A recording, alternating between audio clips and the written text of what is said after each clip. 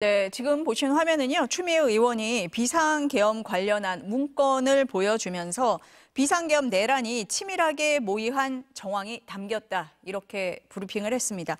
송 기자, 내용을 좀 정리를 해볼까요? 어떤 내용이 담겼습니까? 네, 좀 더 자세히 아까 보셨는데 지금 총 5페이지짜리 문건이고 표지를 빼면 4페이지짜리 문건입니다.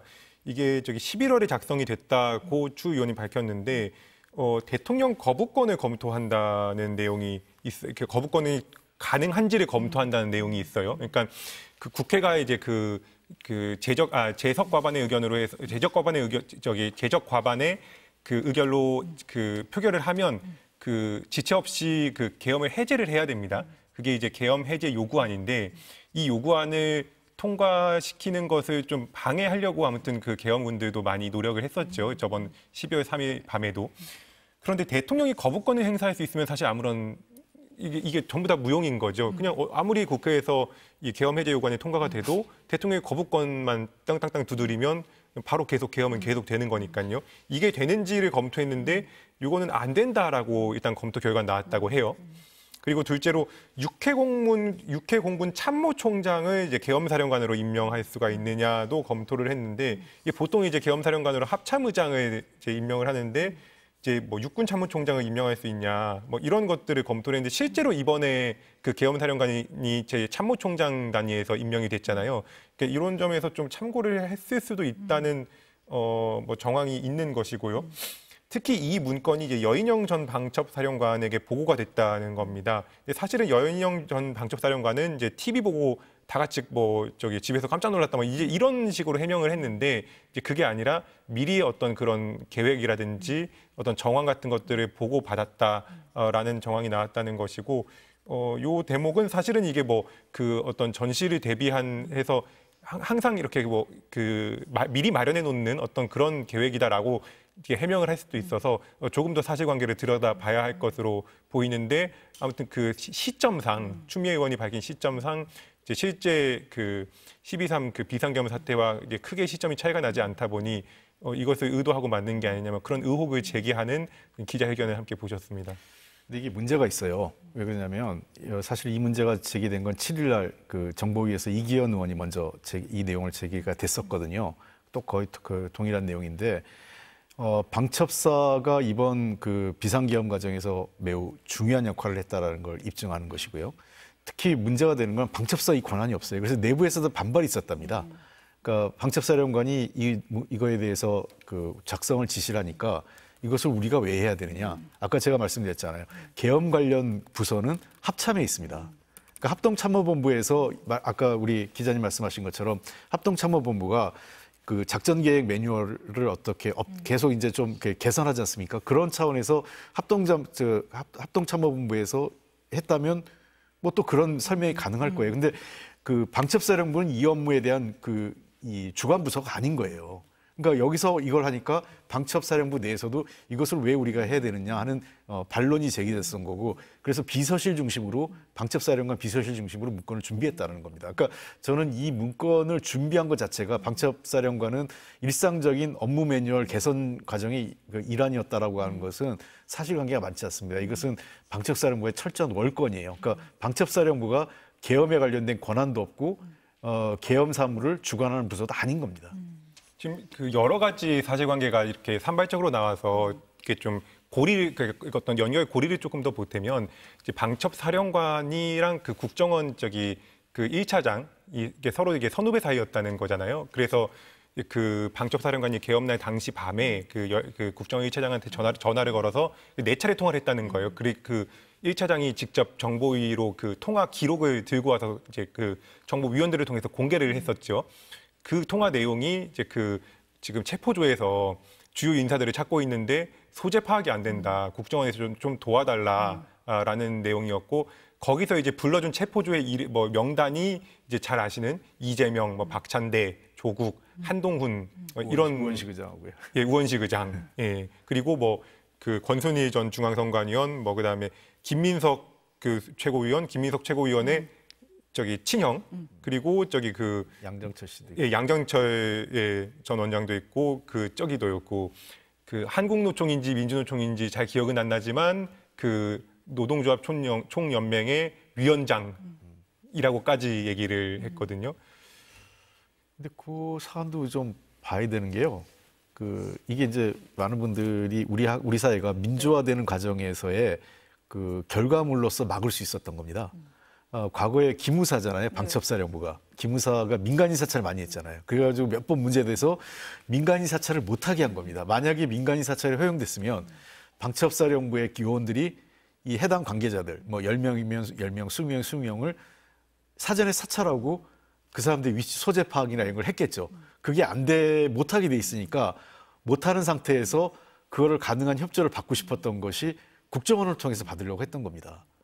그러니까 근데 국정원 1차장이 이제 그걸 거부를 한 거죠. 예, 이게 네. 저 들어보니까 네. 뭐 그분 말대로 말도 안 되는 뭐 XX 놈 이렇게 하면서 그냥 자기가 속으로 놀래서 이게 뭐야 이러면서 이제 그 받아 적다 말았다 이렇게 네. 얘기하고 증언을 했지 않습니까? 그러니까 많은 분들이 이 거슬러 보면 우리 한국 사회의 민주주의의 어떤 많은 방어 기제들이 이번에 그 굉장히 비극적인 상황을 막을 수 있었다 이런 생각이 들어요. 그러니까 첫 번째는 군대 내에서 이런 여러 가지 그 통제 장치도 좀 있었고, 그리고 두 번째는 아까 말씀드렸잖아요. 기무사의 그 민간인 사찰이 금지돼 있다 보니까 아마 안 그랬으면 이 방첩위원들이 따라다녔을 거예요. 그러면 이제 더 쉽게 네. 체포했을 수 있겠죠. 그러니까 그런 상황이 안 된 여러 가지 기제들이 있었고, 실제로 이 말을 쓰면 꼭 드리고 싶은 게 이번에 들어왔던 그 최정예 부대들이 국회도 오고 여러 기관에 갔는데 현장에 있는 느낌은 제가 국회 사무총장으로도 얘기했지만 굉장히 이 소극적으로, 그러니까 과거에 우리가 5.17, 12.12 당시에 계엄군이 적극적으로 민간인을 내 어떤 이 폭행을 하고 막 이런 거하고는 달리 이번에는 명분 없는 그 비상계엄 그리고 위법적이라는 것에 대해서 상당한 부담을 갖고 현장에 왔고 최소한의 민간인과의 마찰을 피하려고 하는 노력을 현장에서 하는 것은 많이 확인된 것 같습니다.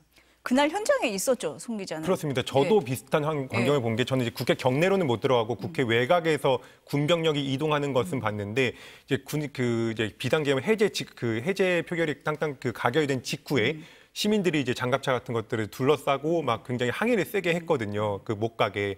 이제 당연히 뭐 시민 입장에서는 해제가 돼서 군병력이 철수하는 게 좋기는 하지만 아무튼 분노한 시민들이 많이 계셨잖아요. 그때 이제 군병력이 시민들을 이렇게 좀 무력으로 제압하거나 막 이렇게 찍어 누르지 않고 오히려 죄송합니다. 길 좀 비켜주십시오. 한번 비켜주십시오. 저희 철수하려고 하는데 좀 도와주십시오. 뭐 이렇게 오히려 사정을 하고 있는 거예요. 그래서 확실히 좀 과거 이제 제가 태어났던 때는 아니지만 아무튼 80년대의 어떤 그런 계엄 상태의 군과는 지금 많이 어떤 군의 의식도 많이 달라졌구나 하는 것들을 좀 많이 느꼈습니다. 군인들이 이제 평소에 정보 수집이 많이 되다 보니까 이런 상황이 불법적이고 헌법이 위반된다는 것도 잘 알고, 그다음에 과거 군사 반란에 했던 사람들이 어떤 처벌을 받았는지도 그 역사적 교훈이 남아 있기 때문에 가능했던 것 아닌가 생각됩니다. 저희가 얘기하는 중에 국회 앞의 모습이 계속 보이고 있었거든요. 많은 사람들이 촛불을 들고 모여 있는 이런 모습을 볼 수가 있었어요. 그날 밤에도 비상계엄이 선포됐을 때 멀리서까지 왔던 이런 시민들이 많았었거든요. 사실 그 힘으로 국회의원들이 안으로 들어갈 수 있었고 비상계엄 해제 요구안을 표결할 수 있는 그런 상황까지 간 면도 있지 않겠습니까? 예. 그날 현장에서 많은 시민들이 와서 국회의원들과 국회를 지켜주셨고요. 그다음에 또 현장에 또 많은 언론인들도 가감없이 그 상황을 취재를 통해서 많은 국민들이 보셨어요. 저는 사실 옛날 계엄을 좀 이런 상황들에 대해서 봤기 때문에 제일 걱정한 거는 계엄 당국이 이 방송 언론사를 제일 먼저 통제할 줄 알고 MBC 그때 저에서 MBC가 언제 문 닫나 이렇게 상황을 했는데 그날 밤새 하는 걸 보고 이건 좀 뭔가 우리가 이 상황을 넘어갈 수도 있는 희망이 있겠구나라는 게 언론사 방송국이 전혀 통제받지 않는 상황을 보면서 조금은 안심은 했었어요. 그러니까 위대한 시민들의 민주주의를 지키고자 하는 열정이 이뤄낸 승리였지 않나 생각됩니다. 저도 한 가지 좀 이 기회를 빌어서 좀 말씀드리고 싶은 게 있는데 그때 이제 저도 이제 국회 좀 어느 정도 약간 풀린 다음에 국회 안쪽으로 들어갔는데 그때 개머리판이라든지 망치 같은 것으로 유리창을 깨고 들어온 계엄 군에 맞서서 아무것도 무장하지 않은 정말 맨몸의 보좌진들 그 특히 뭐 민주당 보좌진도 있었지만 그 중에서는 국민의힘 보좌진도 있었거든요. 그리고 국회 사무처 직원들 뭐 이런 분들이 다 맞서서 그 본회의장에서 그 계엄 해제 요구안 표결을 1시 1분에 하는 것을 결국에는 지켜냈어요. 그 계엄군이 그 바로 앞까지 들어왔었는데 그 정말로 이 스크럼 짠 그 라인과 그 최후 저지선과 그 본회의장 입구 사이가 그리 멀지 않았습니다. 몇 발짝밖에 안 됐었거든요.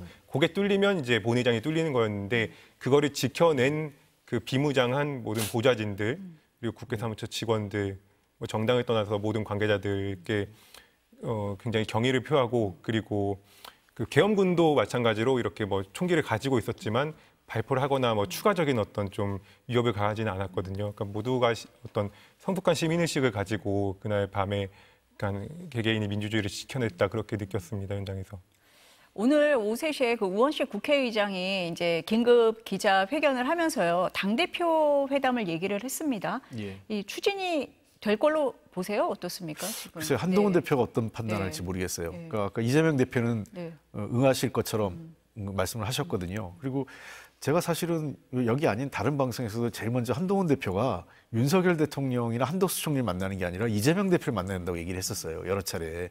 왜냐하면 지금 상황에서는 이 혼란한 상황을 수습하고 그다음에 뭔가 그 해법을 찾는 것은 국회 그 여야가 해내야 되는 거기 때문에 한동훈 대표가 실제로 대화하고 그 해법을 찾으려면 이재명 대표하고 얘기를 했어야 되는데 전혀 엉뚱한 방향으로 간 거죠. 그러니까 지금 이런 뭐 제2의 쿠데타니 뭐 저 그 위법 이거 국정농단 제2의 국정농단 이런 얘기가 왜냐하면 아무런 법적 근거 없는 행동을 지금 어제 오늘 계속 했기 때문에 지금 이런 논란이 나온 것 같습니다. 그러니까 윤석열 대통령이 대국민 담화를 할 때도 국회라는 단어가 없었어요. 그러니까 예. 국회와 함께 뭐를 지금 해결해 나가야 될 게 굉장히 많고 결정을 하기 위해서도 국회 협조가 굉장히 필요한 상황이거든요. 근데 단지 우리 당이라는 표현을 하면서 야당은 배제된 채, 뭐 국회는 배제된 채 지금 여당하고만 얘기를 하고 있는 그런 상황이거든요. 예. 그러면서 오늘 아침 이제 한덕수 총리와의 이제 공동 담화에서 그게 여실히 지금 보여진 상황 아니겠습니까? 그러니까 대통령이 당선되고 나면 뭐 마음속은 아니더라 하더라도요. 저도 국회의원 심지어 그 한 지역구의 국회의원조차도 그 비슷한 말을 합니다. 저를 뽑아주신 분뿐만 아니라 저를 안 찍어주신 분들까지도 함께 잘 모시고 제가 정치를 하겠습니다. 이런 얘기를 뭐 입에 발린 말이라도 해요. 그러니까 그게 뭐 마음이 어떻든 간에. 저는 그 대통령이라는 자리는 더더구나 그런 것 같아요. 왜냐하면 대통령이 되는 순간 사실은 어떤 의미에서는 당적을 초월해서 뭐 당적 현재는 있지만 당을 초월해서 국가를 대표하고 그 자기를 지지하는 국민이나 지지하지 않는 국민 모두를 함께 끌어안고 가는 자리가 대통령이라는 자리 아니겠습니까? 근데 대통령께서 지금 이 윤석열 대통령은 임기 내에서도 계속 갈라치기 하고 또 마지막에 본인이 중대한 그 반헌법적 비상계엄을 해서 그 정치적 위기에 몰린 상황에서조차도 우리 당이라는 또 다른 갈라치기를 해서 국회와 자기를 반하고 상대점에 있는 대화를 해야 될 야당과의 문은 닫고 우리 당과만 하겠다라고 하는 거는 제가 보기에는 글쎄요 이런 것만 갖고도 그 역대 대통령도 이렇게 이 편협한 모습을 보인 적은 없습니다. 사실 그 앞서 맨 처음에 계엄 담화할 때도 그러니까 우리 당의 반대되게 반국가 세력 이렇게 뭐 사회를 좀 먹는 반국가 세력 이렇게 얘기를 한 것으로 봐서는 뭔가 너무 지나치게 이분법적으로 우리 당이 아니면 반국가 세력 이렇게 보고 계신 것 같은데 근데 사실은 8년 전에 박근혜 전 대통령 심지어는 박 전 대통령은 탄핵까지 됐는데도 불구하고 박 전 대통령도 이제 대국민 담화에서 그 국회의 결정에 진퇴를 맡기겠다 이렇게 말했거든요. 심지어 그때도 이제 여소야대 상황이었는데도 불구하고 그래서 이런 점들은 좀 어떤 과거의 어떤 정치적 전통 의원님께서도 많이 활동을 하시던 그때 어떤 그런 전통들을 좀 윤 대통령도 이렇게 좀 어떤 배우고 이렇게 좀 성숙해야 되는 상황이 아닌가 싶습니다. 그러니까 포고령을 누가 작성했느냐 이 얘기가 나왔을 때도 대통령실에서 한 게 아니냐는 얘기가 나왔던 게 송 기자가 얘기를 한 것처럼 반국가 세력이라든지 대통령이 평상시에 많이 사용하는 용어가 많이 나왔었고요. 또 뭐 평상시에 반국가 세력으로 지목을 많이 했던 야당이나 언론이나 뭐 이번에 의료인까지 포함이 됐습니다. 그래서 이 대통령이 직접 불러준 거 아니냐라는 얘기가 나올 정도로 대통령실 작성 얘기가 나왔었거든요.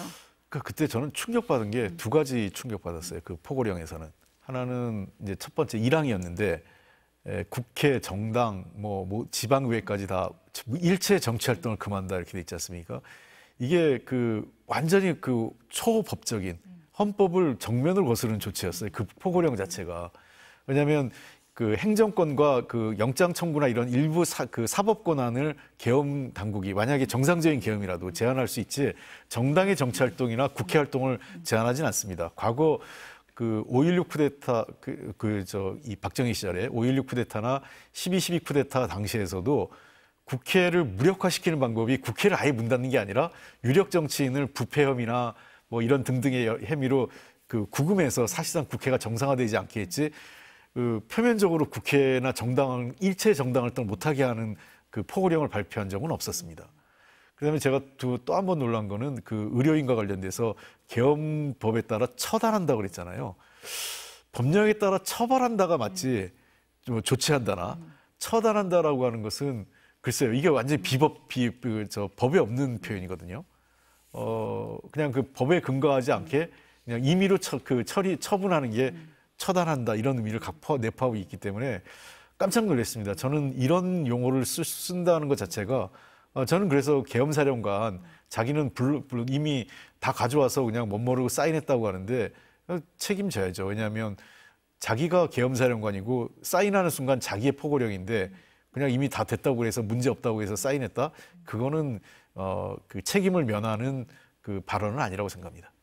지금 화면에는요, 국회 앞에 모습이 보이고 있습니다. 뭐 많은 시민들이 모여 있는 모습 보실 수가 있습니다.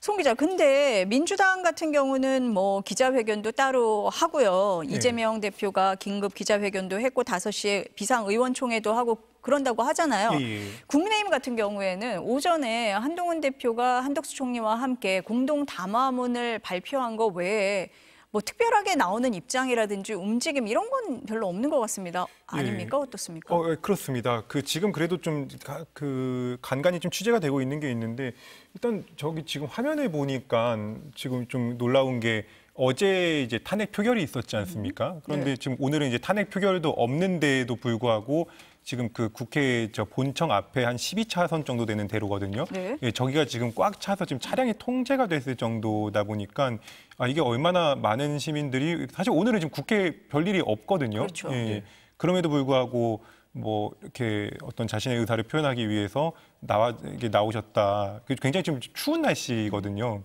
그래서 이 부분이 굉장히 좀 놀라운 상황인데 일단은 그 민주당은 말씀드린 대로 굉장히 좀 활발하게 지금 굉장히 긴박하게 돌아가고 있습니다. 지금 비상의원총회를 하고 있는 것으로 알려져 있는데 아직 끝났다는 소식은 들어오지 않고 있고요. 국민의힘 같은 경우는 아까 이제 낮에 그 한덕수 한동훈 그 공동 대국민 담화를 했고 그 직후에 그 당사로 그 의원들이 이제 한두 명씩 계속 들어왔다 나갔다 하고 있는 상황입니다. 뭐 의원들과 지도부까지도요.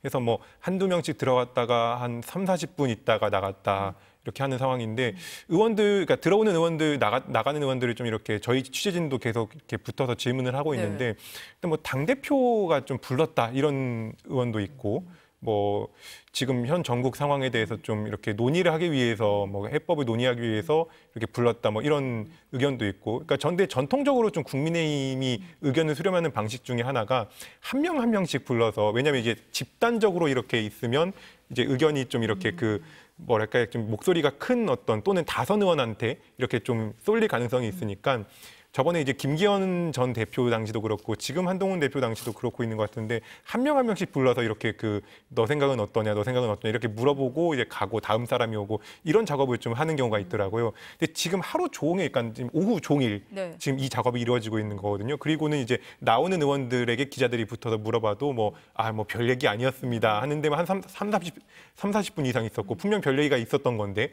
이제 뭐 그런 것 같아요. 그래서 어떤 전국 해법에 대한 어떤 아이디어를 좀 많이 수렴하고 또는 한 대표가 본인이 생각하는 어떤 전국의 해법을 좀 의원들한테 설득하고 뭐 어떤 쌍방향으로 지금 작업이 이루어지고 있는 거 아닌가 하는 생각이 됩니다. 지금도 계속 국민의힘 당사의 주요 인사들이 지금 들어왔다 나왔다 하고 있습니다. 아니 어제 저녁에 추경호 원내대표가 사의를 표명을 했었잖아요. 네. 그런데 의원들이 표결로 재신임을 의결했다라고 하는데 맞습니까? 뭐 표결에 의해서 이게 된 건지 아니면 뭐 박수로 추인됐다 뭐 이런 얘기도 있고 그럼에도 불구하고 뭐 추 원내대표는 사의를 하겠다. 누군가는 책임져야 되지 않느냐 뭐 이런 얘기를 했다고도 하는데 뭐 어떻습니까?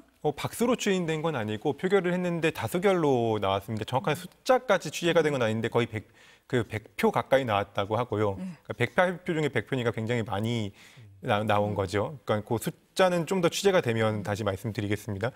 그리고는 이제 그 추 대표가 아무튼 추 원내대표가 굉장히 긴 사퇴의 변을 이렇게 써서 이렇게 의원들한테 밝혔고 그 비공개 석상에서 밝혔고 그 내용을 보면 이제 저기 초선 때 2016년 박근혜 대통령 탄핵을 겪었고 뭐 그때 이렇게 많이 갈라졌고 큰 아픔을 겪었고 그렇게 해서 뭐 좋은 세상이 올 것 같았더니 오지 않더라. 아무튼 그렇게 해서 어느 3~4년이 됐고 아무튼 이런 좀 상황에 이르게 된 데 대해서 미안하다. 책임을 청감한다. 그리고 저기 새로운 원내 지도부를 꾸려서 잘 되기를 바란다. 뭐 이렇게 그 말을 했는데 그리고는 이제 추 원내대표는 그냥 나갔습니다. 그리고는 이제 추 원내대표가 없는 의총장에서 그 의원들끼리 얘기를 해서 이제 재추인을 한 거예요. 그런데 지금 추 원내대표 측의 입장을 들어보면 재추인에 응할 생각은 없다. 예, 그 사퇴 의사가 좀 확고하다라고 하고 있는 상황이고, 그리고 이제 사실 추 원내대표랑 같이 이렇게 원내대표단을 구성했던 뭐 원내 수석 대변인, 원내대변인이라든지 이런 분들이 다 같이 사실은 지금 그 사퇴를 한 상황이기 때문에 이거를 뭐 다 원상복구하기는 쉽지 않을 것 같고, 다만 지금 현 상황에서 또 그렇다고 추 원내대표 대신에 이렇게 좀 내가 원내대표 좀 나가겠다라고 할 수 있는 좀 이렇게 하고 있는 의원도 이렇게 좀 딱히 보이지가 않는 상황이다 보니까 이게 뭐 재추인이 될 수도 있고 아니면 재추인을 받지 못한 채로 그냥 계속 그냥 이렇게 뭐 권한대행 제재로 갈 수도 있고, 또는 뭐 이게 당 내에서는 뭐 이게 원내대표를 사퇴하고 뭐 재추인하고 하는 게 또 당대표 그 결재 사항이라고 이렇게 해석하는 분들도 계시더라고요. 그래서 좀 뭐 정확하게 뭐 사실 지금 뭐 당장 본회의를 열려고 해도 지금 의장이 민주당 원내대표, 국민의 원내대표에서 이렇게 모아서 뭐 이렇게 그 의사 일정을 논의하고 뭐 이 안건 올릴까 말까 하고 뭐 예산안은 어떻게 할까 다음으로 미룰까 이런 걸 논의해야 되는데 지금 논의할 지금 카운터파트가 지금 마땅치가 않은 상황입니다. 통상 이제 원내대표가 네. 그 사퇴를 한 경우 이제 여러 가지 이유가 있어서 중도 사퇴를 합니다. 그러면 물론 이제 저 경우 이제 그 재신임을 물을 때가 있고 재신임이 아니고 그냥 아예 사퇴할 때가 있고요. 근데 저거는 조금 엇박자가 난 것 같아요. 추경호 원내대표는 재신임을 물은 게 아니라 내가 잘못했는데 여러분이 재신임을 해주면 한 번 더 하겠습니다. 이게 아니라 나 아직 그만두겠습니다. 이렇게 했으면 사실은 그걸 사표를 받는 게 그냥 정리하는 게 맞죠. 근데 아마 그 내부 규정에 따르면 원내 수석이 대행을 하게 돼 있을 거예요. 일단 업무를 원내 수석부 대표가 부대표하고 저 경우에 어떻게 할 거냐 그러면 차기 원내대표를 이제 뽑는 과정을 이제 의총에서 결정을 해야죠. 뽑을지 말지를. 그래서 이제 추경호 원내대표가 분명히 안 하겠다고 하면 그래서 그 경우에 아까 우리 그 기자님 말씀하신 것처럼 아마 지금 당내 사정으로 경선하기 힘들 거고 이 당내 통합을 하고 문제를 추스릴 수 있는 어떤 중진 의원 중에 누구 한 명을 추대할 가능성은 있겠죠.